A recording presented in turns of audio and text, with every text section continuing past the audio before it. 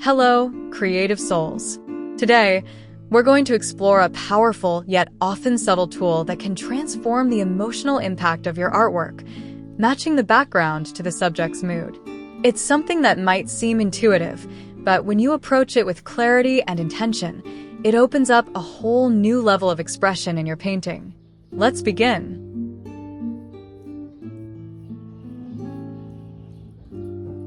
Why the background matters emotionally.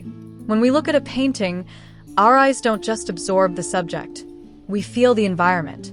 The background is like music in a film. It doesn't always scream for attention, but it shapes the entire experience.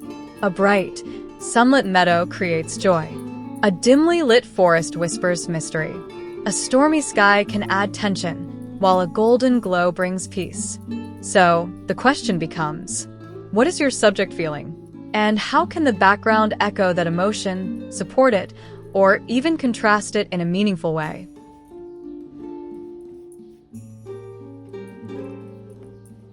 One, start with the emotional core.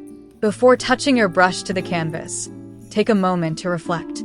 What is the core emotion of your subject? Is it a joyful child, a contemplative figure, a peaceful landscape, or a dynamic movement? Once you identify the emotional center, you can begin designing a background that resonates with it. It's no longer about just filling space. It's about building an environment that breathes with your subject.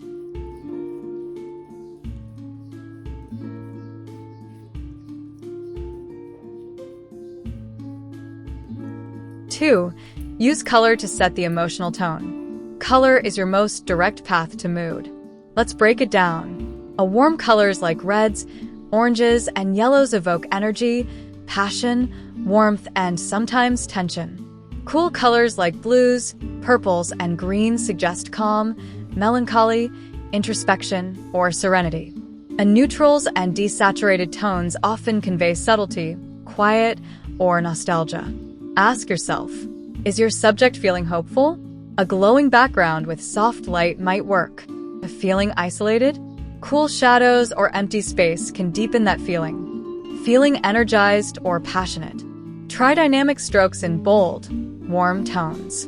By matching your color palette to the emotional frequency of your subject, the entire painting becomes more unified. 3. Consider texture and brushwork. Mood isn't only in color, it's also in how you apply the paint. Smooth, blended backgrounds suggest calm, gentleness, or dreaminess.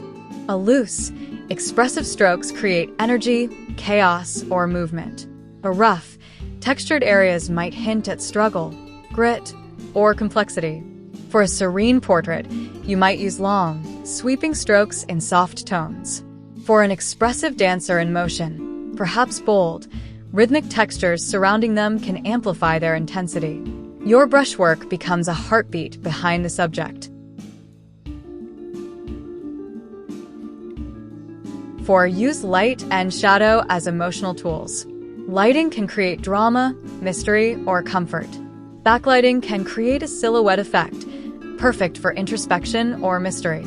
Soft lighting from the side adds warmth and realism, ideal for peaceful or quiet moods. Harsh contrasts of light and dark evoke drama, urgency, or strong emotion. You're not just painting a light source, you're creating an atmosphere. So think, does the background glow gently to embrace the subject? Or does it darken, isolating them and creating tension? Use light and shadow to support the feeling you're trying to express. 5. Space, scale, and composition. Emotion also lives in space.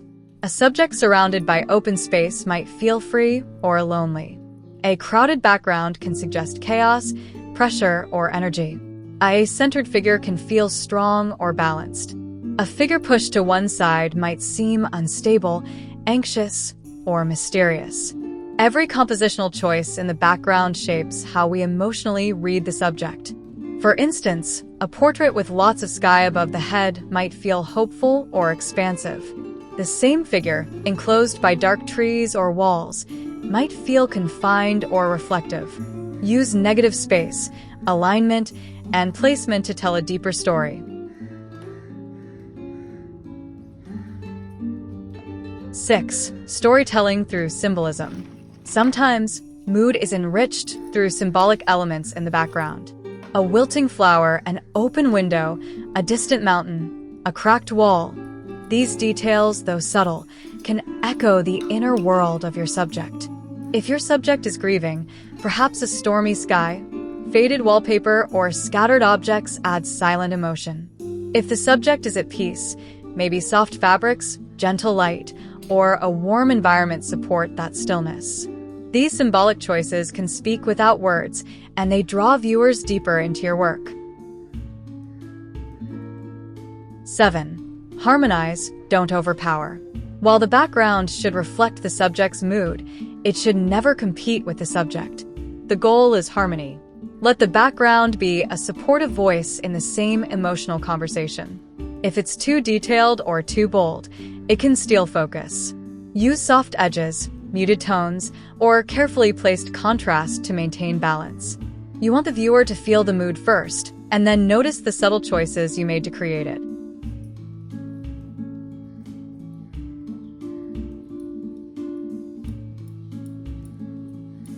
Final thoughts. Matching the background to the subject's mood is one of the most poetic things we can do as artists. It's where technique meets intuition, where color and light become language. So the next time you paint, ask not just what your subject looks like, but what it feels like. And let the background be your silent storyteller. Because sometimes, the mood lives not in the eyes of the figure, but in the color of the sky behind them. Not in the object itself, but in the space that surrounds it. Thanks for being here today. Keep painting with heart, with curiosity, and let your backgrounds whisper emotion into every stroke.